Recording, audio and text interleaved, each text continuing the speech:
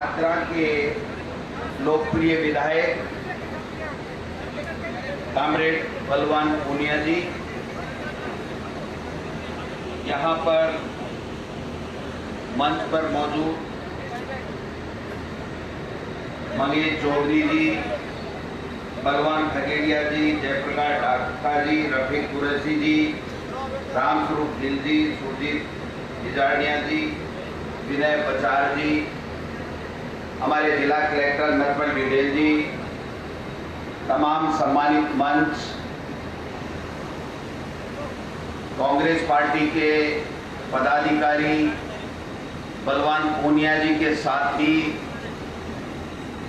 जो भी मंच के ऊपर हैं, उन सबको साथ लेते हुए मैं आप सब आदरणीय बुजुर्गों, युवा साथियों, माताओं, बहनों सबको सबसे पहले प्रणाम करता हूं, सैल्यूट करता हूं कि आप सबकी मदद से, आप सबके आशीर्वाद से हम सब लोग मंच के ऊपर बैठे हैं। ये जो मुकुट चांदी का चाहे मुझे पहनाया, चाहे बलवान पूनिया जी को पहनाया, अगर इसका कोई असली हकदार है तो आप सब लोग हो, जिनके कारण से, जिनके आशीर्वाद से हम सब लोग विधायक बने, मंत्री बने, सरकार बनी। मैं समझता हूं कि जितना आपका अभिनंदन इस मंच के माध्यम से किया जाए उतना कम है। पत्रकार भाइयों से भी मैं आग्रह करना चाहूंगा, उनको भी धन्यवाद देना चाहूंगा कि आप सब लोग पधारे। मैं 15, 20, 25 मिनट में मेरी बात समाप्त करूंगा। भाई बलवान पूनिया जी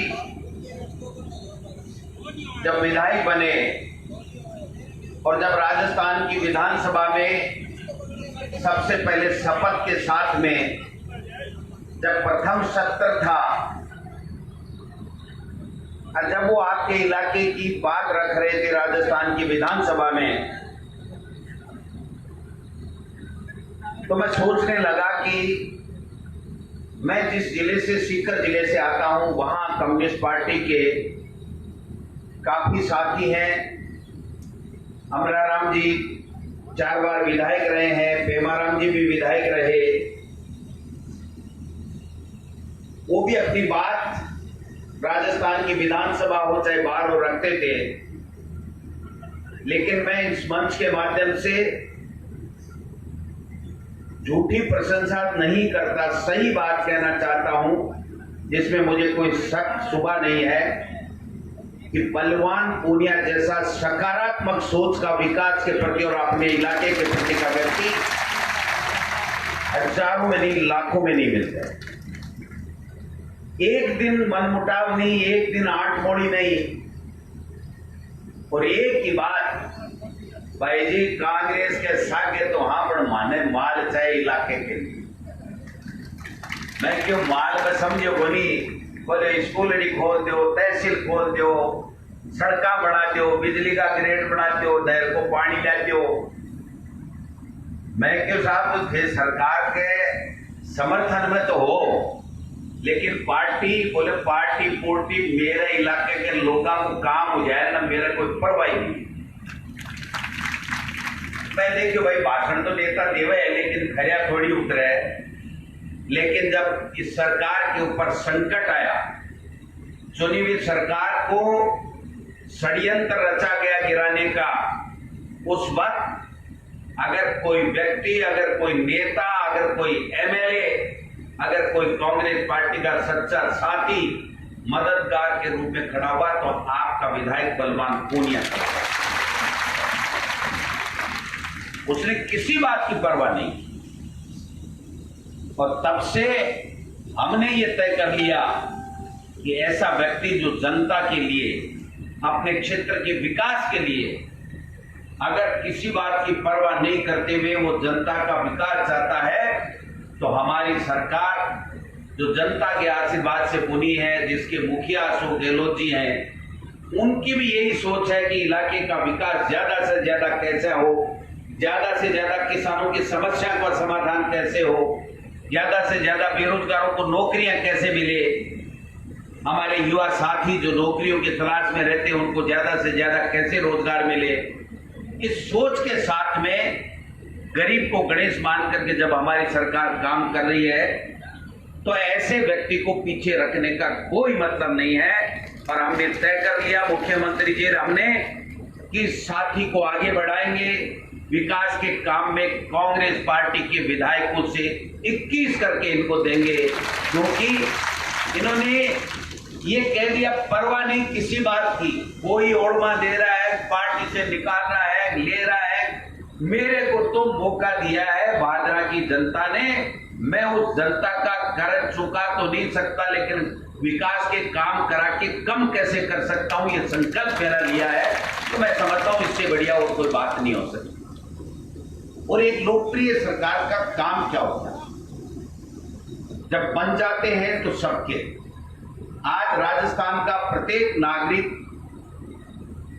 चाहे वो किसी भी पॉलिटिकल पार्टी को वोट देता हो, चाहे कोई भी विचारधारा रखता हो, उसका सबका अधिकार है कि राजस्थान की सरकार में जो भी योजनाएं आए, जो भी विकास काम हो, जो भी उनकी समस्याओं का समाधान हो, वो सब उसके हिस्से में भी होना चाहिए।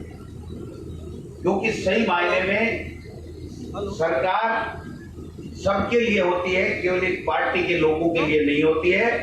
और इस धारा को आगे बढ़ाने का काम आपके साथी, आपके विधायक, आपके लोकप्रिय नेता बलवान पूनिया जी ने किया। एक बात की मैं और मुक्त कंठ से तारीफ करना चाहता हूं, क्योंकि जिस तरीके का दौर चल रहा है, केंद्र में भाजपा की मोदी जी की सरकार चल रही है, और जिस प्रकार से चाहे महंगाई का मुद्दा हो, चाहे बेरोजगारों को रोजगार देने का मुद्दा हो, चाहे किसानों की समस्याओं को हल करने का मुद्दा हो, तमाम मुद्दों को गौण करके केवल और केवल तानाशाही पूर्वक, बलपूर्वक और सीआईडी, सीबी, पता नहीं सीबीआई, ईडी, इनकम टैक्स का दुरुपयोग करके लोकतांत्रिक सरकारों को गिराने का षड्यंत्र कर रहे हैं। किसी चीज की कोई परवाह नहीं है। ऐसे में हम सबको मिलकर के किसान की बात को कैसे रखा जाए, इस बात का प्रयास करना चाहिए। आज मैं निवेदन करना चाहता हूं, 2.5 साल हो गए हमारी सरकार को, 2.5 साल में से 1.5 साल कोरोना रहा। कोरोना में मुख्यमंत्री जी ने सब दवाइयां फ्री की, जांचें फ्री की। आज सबने देखा होगा कि 400 VC करके प्रतिदिन ऐसा कोई दिन नहीं गया कि लोगों से नहीं पूछा हो, डॉक्टरों से नहीं पूछा हो, विदेशों के डॉक्टरों से संपर्क नहीं किया हो, कोई छूट देनी हो, हॉस्पिटल प्राइवेट में इलाज कराने की, फ्री करने की बात हो, जांचें करने की बात हो, तो उसमें सब में माननीय मुख्यमंत्री जी और हमारी सरकार ने अग्रणी भूमिका निभाई। और उसके कारण से आज हिंदुस्तान में मुझे कहते हुए बड़ा गर्व हो रहा है कि राजस्थान कोरोना के मामले में बेहतर, सबसे बेस्ट राज्य बना। सबसे ज्यादा अच्छे तरीके से इलाज यहाँ पर जनता का हुआ और इसका आशीर्वाद भी हम सबको मिला। आप देख सकते हैं, जब पहले कोई जमाना था, जब भाजपा के जमाने में पिछले साल की, मैं पिछले 5 साल की बात कहना चाहता हूं, मैं विधायक था, रामेश्वर डूडी जी हमारे नेता प्रतिपक्ष थे और मैं सचेतक था, मुख्य सचेतक। हम चिल्ला चिल्ला के थक गए, लेकिन एक हैंडपंप उस बीजेपी के सरकार ने हमको नहीं। हम 21 से 24 हुए, हमने भी पीछे नहीं छोड़ा, लेकिन 1 किलोमीटर सड़क हमारे कहने से नहीं हुई। उसी वक्त हमने संकल्प लिया था कि अगर हमारी सरकार अगली बार राजस्थान की जनता बनाएगी तो इस भेदभाव को खत्म करने का काम करेंगे। और आपने देखा होगा कि 5 करोड़ की मुख्यमंत्री ने बजट में घोषणाएं की सड़क प्रत्येक विधानसभा क्षेत्र के लिए, तो बीजेपी के विधायक ने कहा वहां भी बनी, बलवान पूनिया ने कहा वहां बनी, और कांग्रेस के विधायक ने कहा वहां बनी, चाहे हनुमान बेनीवाल जी की पार्टी हो उसने कहा वहां बनी। एक भी विधायक राजस्थान का 200 में से कह दे कि मुख्यमंत्री ने कोई भेदभाव किया हो। तो सरकार बनने के बाद भी उसका दायित्व होता है, उसका धर्म बनता है कि हम सबके लिए विकास की बात करें। केवल आरोप प्रत्यारोप, चुनी हुई सरकार को गिराने का षड्यंत्र, किसी की सुनना नहीं, दादागिरी, हिटलरशाही से सरकार चलाना, इसके लिए जनता वोट देती है क्या? इसके लिए जनता वोट नहीं देती है। और वो किसान आज 9 महीने से आंसू रो रहा है, सड़कों पे बैठा है, धरना कर रहा है, प्रदर्शन कर रहा है। सुन रहे हैं क्या मोदी जी? अरे मोदी जी, आप किसान के वोट से बने हो, अडानी और अंबानी के नोट से नहीं बने हो। अडानी और अंबानी का नोट अगर काम करता तो अडानी और अंबानी जी बन जाते देश के प्रधानमंत्री और राष्ट्रपति। ये किसान का, गरीब का वोट था, जिसके कारण से आप लोग वहां सत्ता में बैठे। 70 साल में कांग्रेस ने क्या किया कहने का जुमला देने वाले लोग 7 साल में कोई हिसाब दिया तो बता दीजिए। महंगाई किस कदर बढ़ रही है आप बता दीजिए। पेट्रोल डीजल के क्या भाव है आप बता दीजिए। खाने वाले तेल के, खाने वाले अनाज के, दालों के क्या भाव है आप बता दीजिए। मैं विस्तार से नहीं जाना चाहता, लेकिन आप देख सकते हैं कि जब एनडीए प्रथम बनी, मोदी जी देश के प्रधानमंत्री बने, तो सबसे पहले अगर किसी पे कैंची चलाने का काम किया तो वो भूमि अधिग्रहण कानून, जिसके तहत किसान की इच्छा के अनुसार यूपीए सरकार ने वो कानून बनाया था कि जब तक किसान नहीं चाहेगा तब तक उसकी जमीन किसी भी उद्योगपति को नहीं दी जाएगी। वो कानून सर्वसम्मति से बना था, उसमें बीजेपी भी सहमत थी। उसके बावजूद अगर सबसे पहले संशोधन करने का अगर प्रस्ताव लाया गया लोकसभा में और राज्यसभा में, तो वो किसान के भूमि अधिग्रहण कानून का लाया गया। किसान उठ खड़ा हुआ पूरे देश का। राहुल गांधी जी ने साथ दिया, कांग्रेस पार्टी साथ खड़ी हुई, तमाम विपक्ष की पार्टियां साथ में खड़ी हुई और उनको मजबूर किया कि आप किसान के जमीन को जो हड़पना चाहते हैं, जो साजिश रच रहे हैं, वो साजिश आपकी कामयाब नहीं होने देंगे। जब दोबारा मौका आया, 5 साल का हिसाब देने का मौका आया, तो मोदी जी ने हिसाब दिया क्या? 2 करोड़ लोगों को 1 साल में नौकरी देना, यानी 10 करोड़ को नौकरी देने का हिसाब देना चाहिए था। जो गैस का सिलेंडर 300 सवा 300 में बिकता था, वो 800 में कैसे बिक रहा है उसका हिसाब देना चाहिए था।